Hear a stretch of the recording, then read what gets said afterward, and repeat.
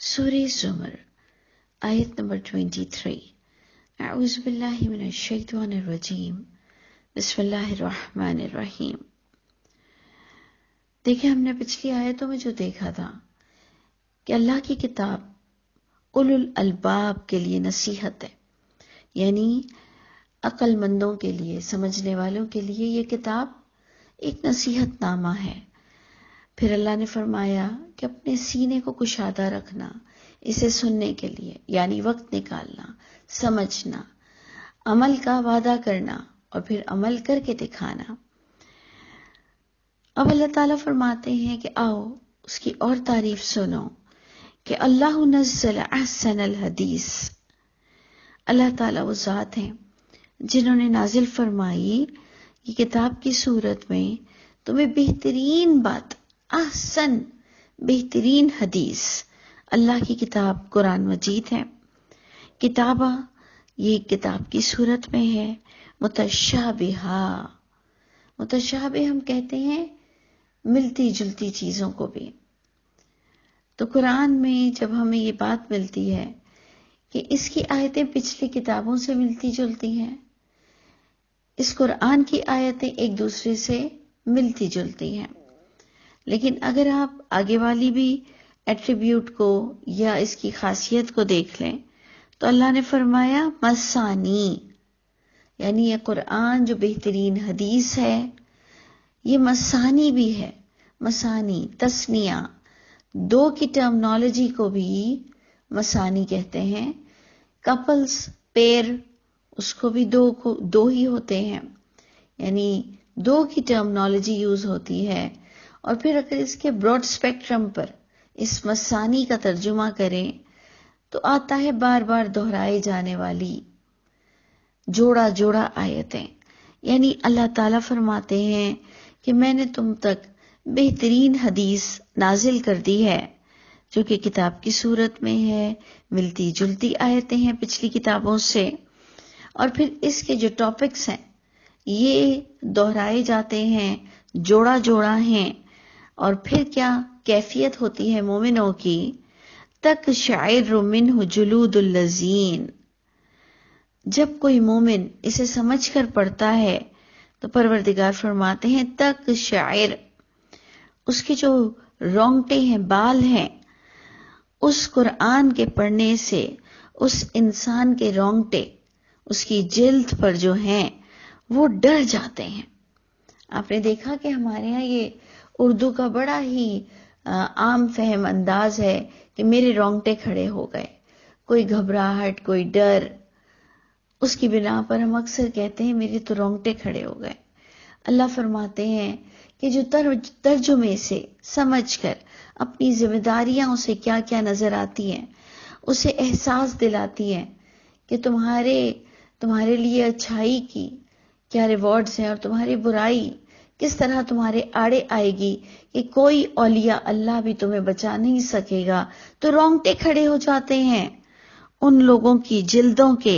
جو یخشون ربہم، اپنے رب سے ڈرتے ہیں، ثم تلین، پھر رونگٹے کھڑے نہیں رہتے ہیں سدا، ثم تلین، پھر وہ نرم پڑ جاتی ہیں ان کی جلدیں، وقلوبہم، اور ان کے قلب، الی ذکر اللہ، اللہ کی کتاب میں، ذکر اللہ میں، اس نصیحت نامے میں وہ باتیں آپ کو مل جاتی ہیں کہ آپ ڈر تو جاتے ہو لیکن پھر آپ کو خوشخبریاں ایسی ملتی ہیں۔ اور کس بنا پر آپ کو خوشخبری ملتی ہے، کس بنا پر آپ کو پتہ چلتا ہے کہ اللہ نے آپ کو بڑا مضبوط بنایا ہے، جنت آپ کے لیے بنی ہے، شیطان آپ پر کوئی قابض نہیں ہو سکتا، کوئی آپ کو ورگلا نہیں سکتا، کوئی اسے اتنا فری ہینڈ نہیں ملا، آپ کو اللہ نے بڑا مضبوط بنایا ہے۔ ہم اور آپ جب خود شیطان ہوتے ہیں، ہمارے اندر جب شیطانی صفتیں جنم لیتی ہیں، تب جا کر اگر ابلیس شیطان نے بھی کچھ کرنا ہے تو وہ کر سکتا ہے، لیکن وہ فقط اس وقت کر سکتا ہے جب میں اور آپ بھی کچھ شیطانیت میں خود ملوث ہوں۔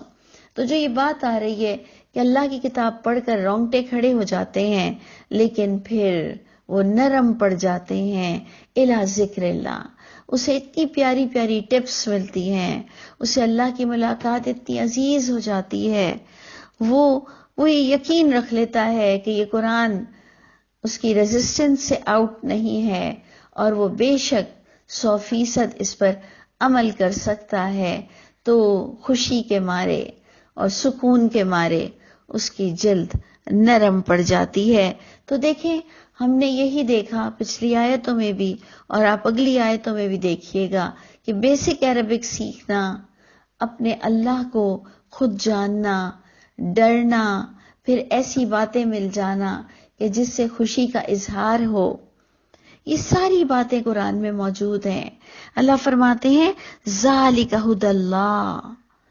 جب پروردگار نے فرمایا کہ میں نے احسن حدیث نازل کی ہے، تو اس احسن حدیث یعنی قرآن کے لیے اللہ فرماتے ہیں ذالک ھدی اللہ، یہ ہے اللہ کی دی ہوئی ہدایت. یہدی بہ،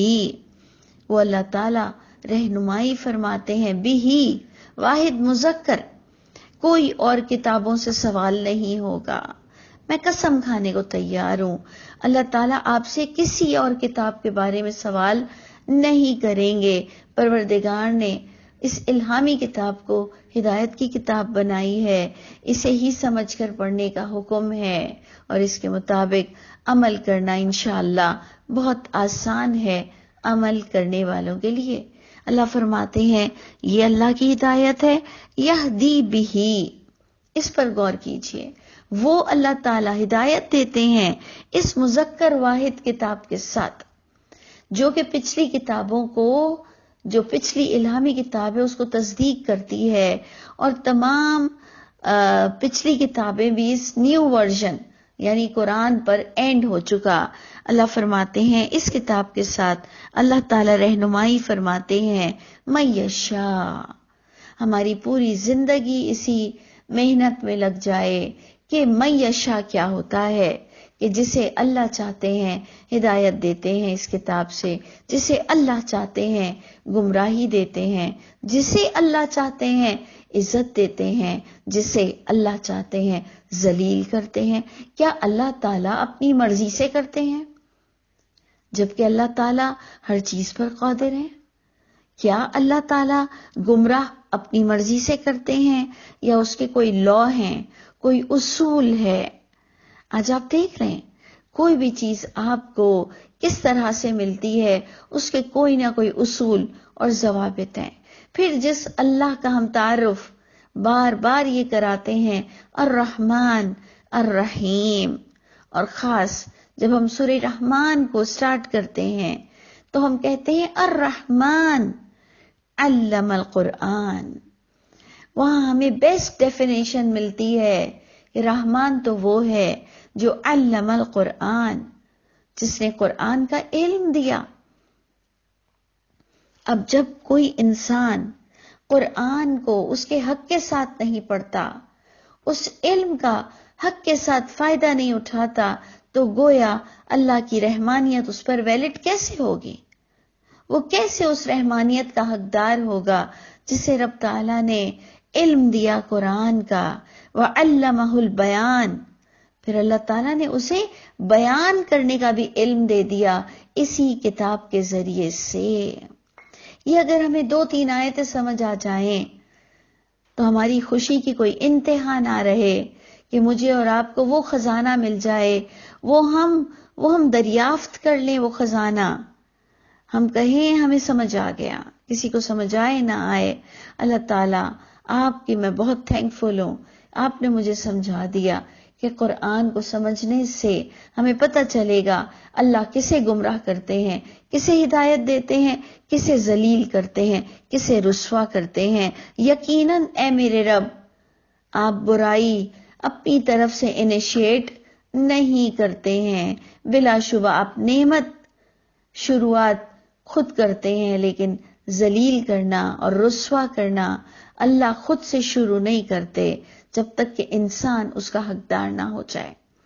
تو گمراہی ہمارے اپنی حرکتوں کی وجہ سے ہے. جسے اللہ نے فرمایا کہ تم اپنے سینے کو کشادہ رکھو، تم اس احسن الحدیث کی اتباع کرو، اور وہ اسی وقت ہم ہر شر سے بچ جائیں گے جب ہمارے پاس اس کو گریپ کرنا، اس کو سمجھنا خود آتا ہو، اور پھر ہم اہل علم سے کچھ ایڈوائزز لیا کریں، ہم اہل علم کی محفلوں میں بیٹھیں، وہاں ہمیں ایک آئیڈیا ہو جائے گا کون اللہ کی کتاب کو ریفر کرتا ہے کسی آیت کو سمجھانے کے لیے، یا کون اپنی اپنی ہاتھوں کی لکھی ہوئی کتاب جو کہ آلموسٹ 200 ایئرز بعد لکھی گئی، تبا تابعین کی اولادیں بھی موجود نہیں تھی، وہ بعد کی کتابوں سے کون سمجھاتا ہے اللہ کی کتاب، اور کون اللہ کی کتاب کو اللہ کی کتاب سے سمجھاتا ہے۔ تو اللہ فرماتے ہیں اللہ نے تو رہنمائی دینی ہے تمہیں اس کتاب کے ساتھ، لیکن جسے وہ چاہیں گے اللہ، جو متوجہ ہوگا، من ینیب من اناب، اور جسے اللہ گمراہ کر دے، ومن یضلل اللہ، جسے اللہ تعالیٰ ہی گمراہ کر دے، فما لہ من ہاد، بس نہیں ہے ایسے شخص کے لیے کوئی ہادی۔ ایون نبی کریم صلی اللہ علیہ وسلم تک سے کہا گیا، اور آپ کو بار بار یاد رکھنا چاہیے کہ سورہ زمر آپ کو توحید کے عقیدے کے ساتھ اولیاء اللہ کا اسٹیٹس بتاتی ہے کہ اولیاء اللہ بھی ہدایت نہیں دے سکتے، اور اس میں نبی کریم صلی اللہ علیہ وسلم بیسٹ اولیاء ہم کنسیڈر کر سکتے ہیں، لیکن اللہ تعالیٰ فرماتے ہیں قرآن میں انکا لا تہدی، انکا بے شک آپ صلی اللہ علیہ وسلم بھی لا تہدی نہیں ہدایت دے سکتے ہیں، من احببتا جسے آپ محبوب رکھیں، جسے محمد صلی اللہ علیہ وسلم پیار کریں، جسے محمد صلی اللہ علیہ وسلم محبوب رکھیں۔ اے نبی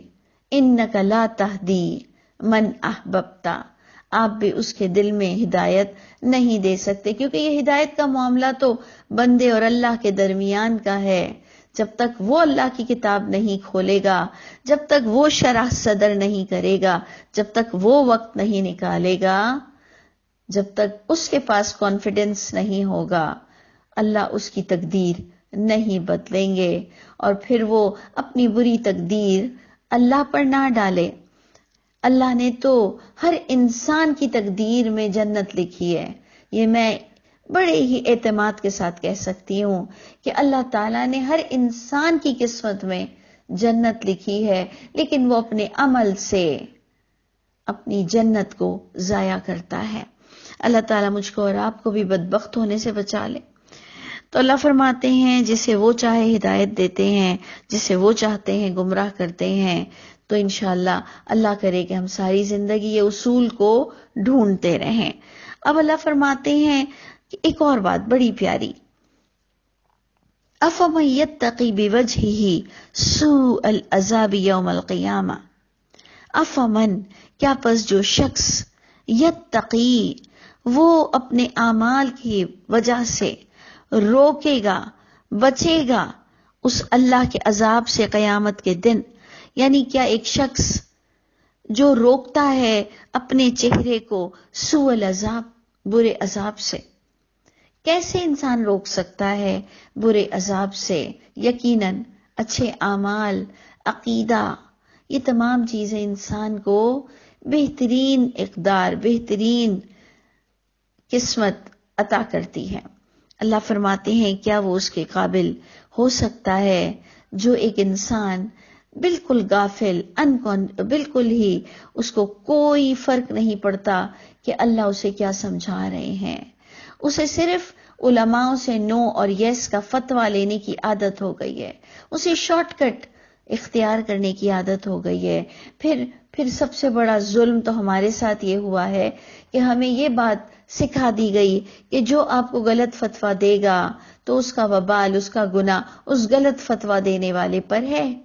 لیکن جب ہم اللہ کی کتاب پڑھتے ہیں تو ہمیں ایسی کوئی بات نہیں ملتی، بلکہ ہمیں تو بار بار یہی بات ملتی ہے، اور پچھلی سورہ صاد، سورہ صافات، دونوں میں ہمیں بار بار یہ بات بتایا گیا کہ اے انسان، جب تم کسی کے وجہ سے گمراہ ہوتے ہو تو وہ بھی جہنم میں جائے گا، تم بھی جہنم میں جاؤ گے، کیونکہ تم گمراہ کیوں ہوئے؟ تم نے اپنی اللہ کی کتاب کو خود کیوں نہیں سمجھا؟ اللہ فرماتے ہیں کہ تم نے احاطہ کیوں نہیں کیا؟ تم نے کس طرح سے اللہ کی آیتوں کو جھٹلا دیا؟ اکذبتم بآیاتی، تم نے میری آیتیں جھٹلا دی، ولم تحیطوا بہا علما، تم نے اس کا احاطہ کیوں نہیں کیا؟ یعنی یہ اتنا کمپیکٹ، اتنا چھوٹا سا دین ہے۔ اللہ تعالی ہم سب پر رحم فرمائے۔ اللہ فرماتے ہیں جو اپنے چہرے کو برے عذاب سے بچانے کی ہمت نہیں کرتا تو ایسے شخص سے کیا کہا جائے گا؟ وقیل للظالمین، اللہ تعالیٰ ایسے شخص کو ظالم بھی کہہ رہے ہیں کہ جو اس ہدایت سے فائدہ نہیں اٹھاتا، تو ایسے ظالموں سے، ایسے شرک کرنے والوں سے کہا جائے گا ذوقوا، چکھو اب یہ جہنم کا عذاب، ما کنتم تکسبون، یہ اللہ کی طرف سے تمہیں نہیں ملا، ما کنتم تکسبون، جو تم نے دنیا میں اپنے اعمال کی وجہ سے کمایا تھا، یہ تمہاری کمائی کا بدلہ ہے۔ اللہ کا حکم ایسے ہی بیٹھے بٹھائے جنگل کے قانون کی طرح نہیں ہے، جو تم نے کمایا اس کی وجہ سے تم یہ عذاب چکھو گے۔ کذب الذین من قبلہم، بالکل اسی طرح اللہ میں کہہ رہے ہیں کہ جھٹلایا پہلے بھی لوگوں نے، ان لوگوں نے بھی جو ان سے پہلے تھے، اللہ کی کتاب کی ہمت افزائی، اللہ کی کتاب کی عزت نہیں کی جو کہ حق ہے اس کا۔ فَأَتَاهُمُ الْعَذَابُ، جس نے بھی زندگی میں اپنی الہامی کتاب کو نہیں سمجھا، پس آیا ان کے پاس عذاب، من حیث لا یشعرون، وہاں سے عذاب آئے گا اللہ کی کتاب سمجھنے نہ والوں کو، اللہ کو سمجھنے نہیں والوں کو، اور اللہ کا کلمہ پڑھنے والے، محمد صلی اللہ علیہ وسلم کے عاشق بننے والے، محمد صلی اللہ علیہ وسلم کے لیے گواہی دینے والے کہ اشہد ان محمدن عبدہ ورسولہ، اور رسول کا ترجمہ یہ نہیں جانتے ہیں، میسنجر کو کہتے ہیں رسول، اور میسج کو ہی نہیں پڑھا، تو پھر سوچئے تو صحیح نا کہ کیا شکل ہم دکھائیں گے۔ اللہ فرماتے ہیں پہلے بھی لوگوں نے جھٹلایا، ہر ایک کا حال یہ ہوا کہ آیا ان کے پاس عذاب، ایسے آیا جہاں سے انہیں شعور بھی نہیں تھا۔ تو اس لیے ہم جو یہ رونا روتے ہیں کہ میری دعائیں قبول کیوں نہیں ہوتی، آج ہم مسلمان اتنے ذلیل کیوں ہوئے ہیں، ہمارا کام کیوں اتنا اٹک جاتا ہے، ہم اتنی پرابلم میں کیوں آتے ہیں، تو کیا ہمیں اپنا سب سے بڑا گناہ نظر نہیں آتا جو کہ ہم اپنے بچوں کو بھی صرف تجوید پڑھا کر آمین کروا دیتے ہیں؟ کیا ہمیں اپنا اتنا بڑا گناہ نظر نہیں آتا کہ ہم اپنے بچوں کے ساتھ بیٹھ کر، اپنی فیملی کے ساتھ بیٹھ کر تھوڑی دیر قرآن کے ترجمے کو ضروری بنا لیں اور پھر اپنا یہ پیغام نبیوں کی سنت کے مطابق قوم تک بھی پھیلائیں؟ تو اللہ تعالی ہم سب کے حامی و ناصر ہوں، اور اللہ تعالی ہمیں دنیا بھی اچھی دے دے، آخرت بھی اچھی دے دے۔ تو اللہ تعالی ہم سب کو وہ وقت نصیب فرمائے کہ ہم اللہ کی کتاب کو ضرور سمجھیں۔ اللہ تعالی ہم سب کے حامی و ناصر ہوں۔